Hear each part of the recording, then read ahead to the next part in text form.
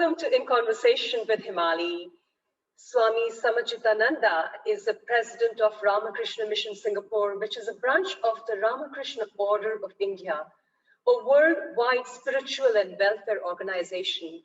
Known for its services to the needy and the poor, the mission strives to spiritually elevate people and uplift the underprivileged.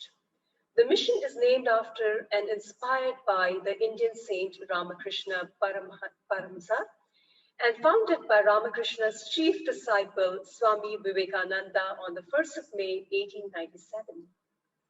Welcome, Swami Ji, and thank you very much for agreeing to grace my channel. Thanks for inviting me. Yes. Thank you. And I would like to know how and why does someone become a monk? Yes. Sanatana Dharma traditions or Indian tradition in general, what we say. India is a spiritual country. Not because I am a monk, that's why I'm telling this. But as every country has a main tune. For example, if you see anything on which it is written made in Japan, so you practically accept it that it's a perfect piece. Absolutely. Because it is synonymous with Japanese culture. Yes. If it is American, you will say, okay, they believe in freedom, they believe in democracy and business, etc. As soon as you say, oh, it is United Kingdom, oh, it's a British Kingdom, oh, they ruled everywhere and they conquer this place and that place. So there is a political, military idea which is associated with. Right. When you say India, if people are associated in a social way, people say, oh, it's a developing country and Hindu religion and this and that. Mm-hmm. But as you will find that different countries, some countries they become medical hub by the effort of their government. Some become tourism hub. Some become economical. It was not effort of an individual, but it was of the influence of Sanatana Dharma, or it is the influence of Indian Vedic way of life that on a long run, it was not one person. If one person means he can contribute for 50, 60, 100 years. Sure. It was a matter of few thousand years that India became a spiritual hub. There is no country in the world except India where 4 major religions have originated: Hinduism, Buddhism, Sikhism, and Jainism. India is the only country which is the motherland for 4 religions. Wow. People don't have even fortune to have one religion originated in their own motherland. We have 4 religions. Secondly, the earliest history of other religions, when the Romans attacked present Israel, there was no place for Jews to go, and no country in the world gave shelter except India. Go to the history and find out and verify what I say. The first preacher of Christianity, 600 after Jesus Christ, first came to India and preached. Prophet Muhammad, next generation, came to India and started preaching and practicing. Zoroastrian, the Persian, when Persia was on its way of getting converted to Islam, practically Persians are chased out of their country. Today, maximum Persians in the world stays in India. It is the Zoroastrian religion which is alive exclusively because of the large-heartedness and accommodative nature, spiritual nature of India that Zoroastrians are alive and thriving. It's a very, very small community, one of the smallest community from a religious point of view, is supported and is alive because of India. So what I was telling was that India is a place, whoever of your religious background you have to come to India, and there it's a place to flourish. It is like America is a place where, or France is a place for the fashion, or some cities are a place for IT. India is a country where all the religions can come and thrive and can flourish. And India has this religious freedom. You can see a family where a father is Hindu, when a wife may be a Muslim, maybe children are agnostics, and some children will like to go to mosque, but everybody stays together.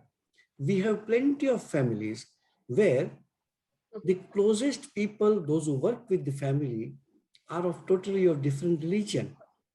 A Muslim driver works with the Hindu family, and he does his prayer in the Hindu family shrine inside. Absolutely. Hindu religion is accommodative. Modern, when you say in the modern time, when different development comes, so these words have come out like Hindu fanatics and Hindu, what you call it, extremist. These are all diametrically opposite words. If Hindu would have been extremist, how in this one country where Hindu is a majority, how other people of different religion can flourish if Hindu would have been extremist? So let us not go into it. Right. So your question is why a person becomes a monk. One fundamental reason is the eternal quest in the mind of every human being. One side which says whether God exists or not, and second, the world which I am living in. Is it real? Why I say so? It is very interesting, and this is what we call ignorance or Maya, that we are not able to understand this.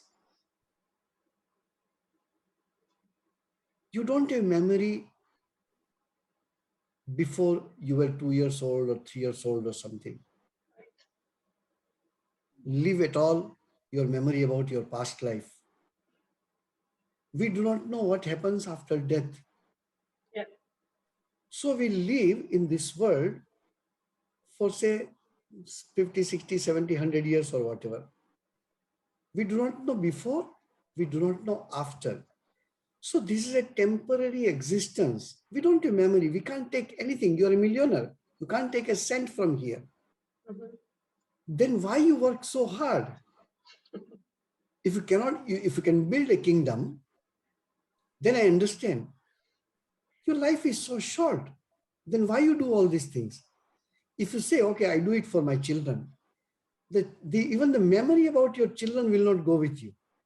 Yeah. As your life is temporary, your life with your children also is temporary. So this is a great mystery and Maya that any sane person, where your next question will be leading to me, I know, and this will be that people want to find the truth. What is this truth? A person who was sitting just in front of me yesterday, today I am hearing that he is gone. So this is the status of our life. Absolutely unpredictable. The death comes to everyone without notice. Life is so fragile. In that fragile life, we are trying to get something which is solid, something which is permanent. What is that permanent? Your health, your wealth, your youth, your beauty, your kingdom, your money, nothing seems to be permanent. Everything goes away as soon as the big curtain will fall on the drama called life. Everything is just over. Not only the things will not go with you, even the concept of the idea of those things also will not go with you. So there is a basic jignasa, the basic curiosity, the basic question of human existence. Most of the people do not bother because it requires a kind of introvertness to understand this. So those who don't understand are also victim of the same. Yeah. By the time they start understanding the life is, there is no time for them to think about. That's why in our religion, in our scripture, it is saying, Yuvaiva dharmashilo syat. You have to be spiritually minded while you are fully energetic. Yeah. In Ramakrishna Mission, for example, nobody is allowed to join after the age of 28. Oh. You cannot join. What do you do after that? Oh, Even really? 20, if you come at the age of 28 also, we ask 1,000 questions. It is too late for you to join. So when you are fully, with full vigor, with full energy and enthusiasm, you must dive in the search of this. Not that everybody is successful, but those who put an effort is far, far superior than those who do not put effort at all. So this is one reason for which a man becomes a monk, itinerant monk. Now, after Ramakrishna Vivekananda advent, the monasticism in Hinduism slowly became institutionalized. If you see the history, 130, 140 years before, there was no institutionalized religion. It was temple-based religion. Though, out of Hinduism, if you want to say, Buddhism was the first organized religion. Right. Who had a constitution of its own, who had a way of life of their own, who was a SOP and standard operating procedures for everything. So that was an organized religion. So Hinduism became organized in this sense. Hinduism is not an organized religion. Right. Because when you say organized religion, there has to be a person who organizes that religion.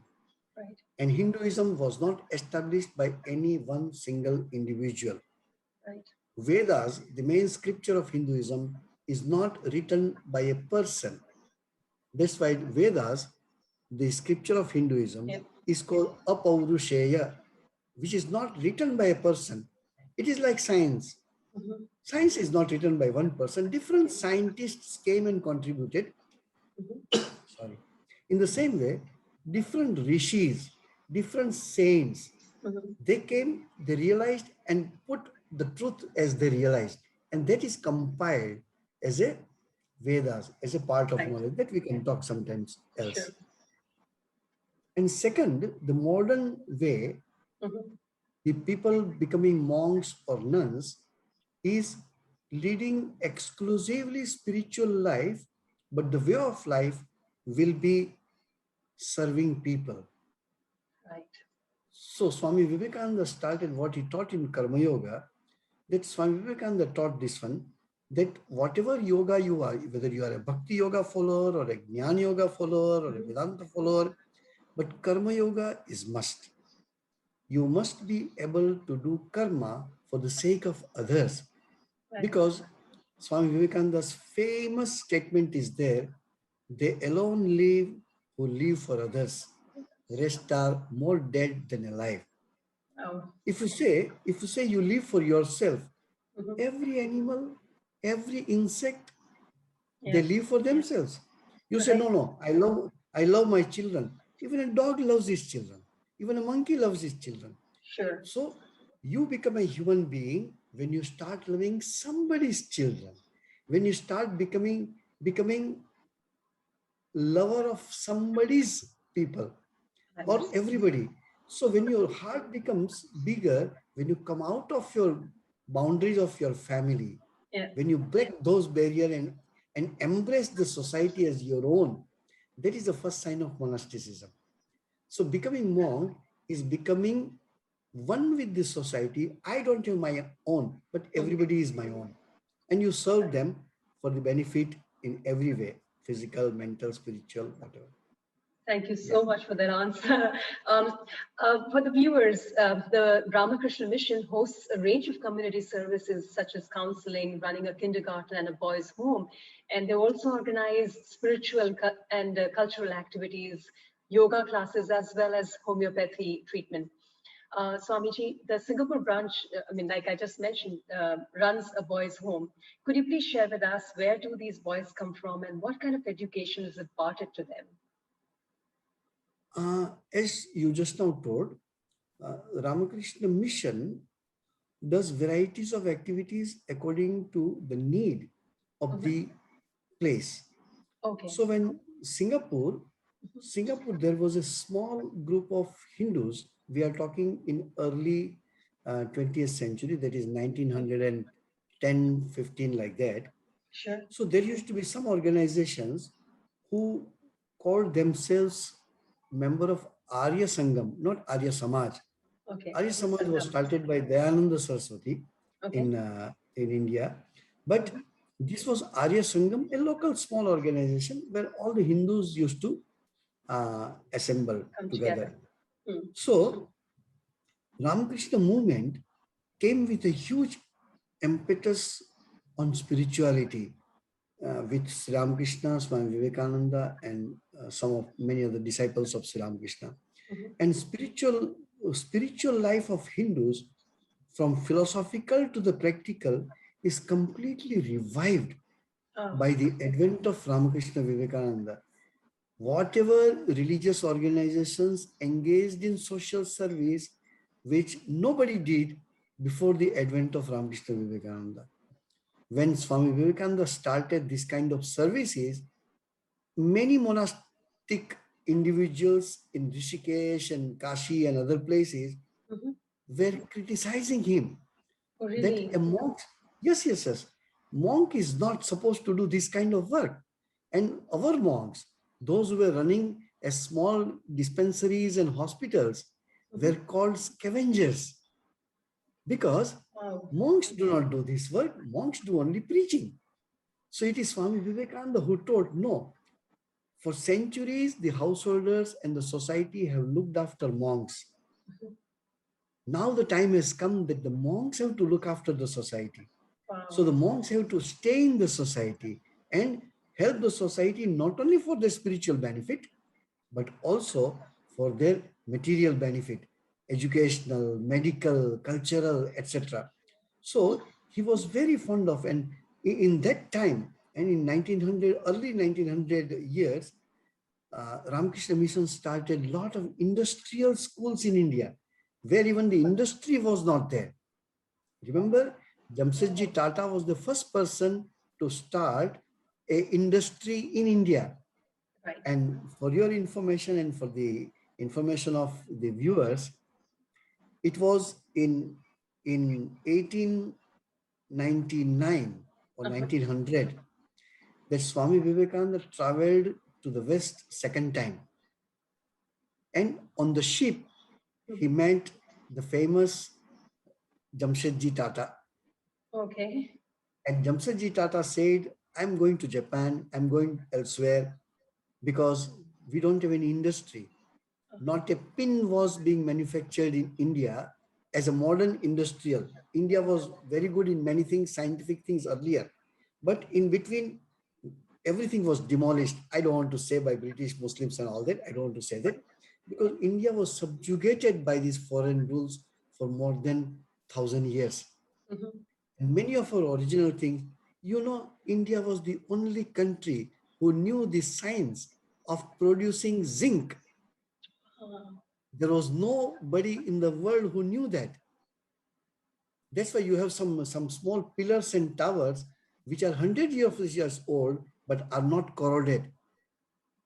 They're open in rain and shine because that technique only India knew. Everything was destroyed in a way, whatever. So Swami Vivekananda told him that you must start industries in India. India has to be industrialized. Otherwise, you cannot compete with the new world. Now, these are all on records. You can find black and white. You go to YouTube also, you'll get that the present pride of India, which is called IIT, Indian Institute of Technology, used to be known as Indian Institute of Science, inspired by Swami Vivekananda and started by Jamshedji Tata. There was only first institution in Jamshedpur. Wow. Later on, that took the shape of IIT. We started in 1928. Ramakrishna Mission was founded. Okay. And immediately after the World War, then government or the government which occupied Singapore, whether it was British government or Japanese occupation or whatever, after the Second World War, those who died in the Second World, and Singapore was a boiling pot. Right. Singapore was a boiling pot. Singapore was an execution place.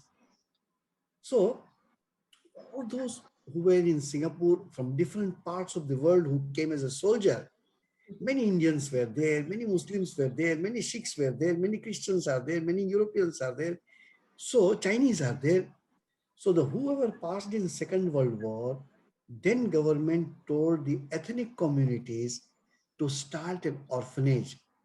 And Ramakrishna Mission started an orphanage with 5 boys. Okay. It was in late 1930s. Though in 1940, we purchased this present Bartley Road campus, and the purpose-built building called Ramakrishna Mission Boys Home was constructed, and officially it started in 1942. So now itself we have completed almost 80 plus years of this home. So here the society has changed. Singapore has developed a lot. As you say, it was a fisherman's village to first world country now. So Singapore has changed. So earlier it was an orphanage. Now we don't call anybody as an orphan in Singapore. If there is nobody, government is there. If there is nobody, people like us are there to look after them. So we don't call orphanage. There is no orphanage in Singapore as such. So now we house the boys from single parent and dysfunctional families. Okay. They must have not only Indian roots. Now we are open for all. We have Muslim boys, we have Christian boys, we have Chinese boys, we have Malay boys, we have Indian boys. So it is open to everybody. And we adjust according to the changing time. Sure. As the time will change, we also change our services. For example, I'm telling, government ministry sent, they say you can take if you want 2 Chinese boys. Okay. So I said, why not? We are ready to take them. So now a Chinese boy comes, he can't take Indian food every day, the spicy and hot food. Sure. So we immediately changed the menu. We started little Chinese style, fried rice and this and that. Sure. So now they both are very happy. They're able to take the food of their taste. Now we are thinking the thing which we have never done last 80 years. Because it is a boys' home run by the monks. So we have never employed women as a part of the boys' home. Okay. So from last 2 years, we put an admin staff as a woman, we put a social worker a woman, and now we are thinking that very supervisor who deals one-to-one with the children, we must have a Chinese elderly lady, because supervisor have to come in close contact with the children, and they're all young children, you see, 12, 15, 17 years old. Sure. So it is good to have a bit elderly lady with them so that they get a motherly feeling also. Yes. And children are more up to certain age, they are more close to their mother. The lady to look after the child who is younger than 6 years. That all the ethnic communities are welcome. Secondly, we take children from 6 years to 18 years. And if they are longer time here, they can sustain till 21, 23 years old also, no problem. But government will not support us after 18, I think, if I'm not mistaken. Right. So this is how the boys home is.